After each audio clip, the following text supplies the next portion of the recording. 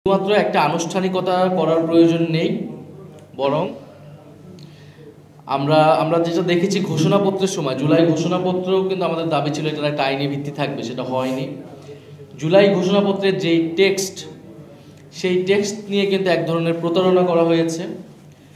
সেই টেক্সটটা আমাদেরকে দেখানো হয়নি। আগে যে অংশ দেখানো হয়েছে ঘোষণাপত্র পাঠের সময় সেটা পরিবর্তিত হয়েছিল এবং সেটা অনেক কম্প্রোমাইজড একটা ডকুমেন্ট হয়েছে। সেখানে বলা হয়েছে সংসদে এটা ঠিক হবে এবং ঐতিহাসিক ন্যারেটিভের জায়গা থেকেও অনেক কিছু আসেনি গণ অভ্যুত্থানের এবং গত 16 বছরের। এটা আমরা পরবর্তী সময় সমালোচনা করেছি।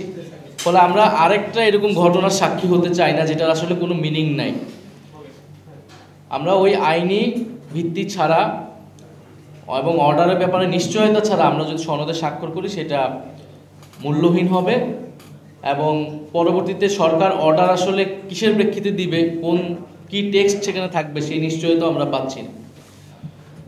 ফলে আমাদের সদস্য সচিব যেমনটা বললেন যে আমরা সেই বিষয়টা নিশ্চিত না হওয়া পর্যন্ত আমরা জুলাই সনদে স্বাক্ষরের যেই অনুষ্ঠান বা যেই আয়োজনটা চলতেছে সেখানে আমরা নিজেরা অংশীদার হব না। এই সামগ্রিক প্রেক্ষিতে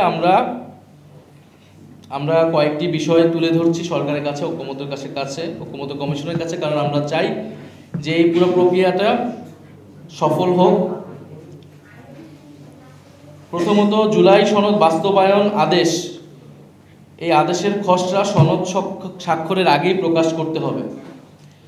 জুলাই সনদ বাস্তবায়ন আদেশ জনগণের সার্বভৌম অভিপ্রায় অনুসারে প্রধান উপদেষ্টা ডক্টর মোহাম্মদ ইউনূস জারি করবে।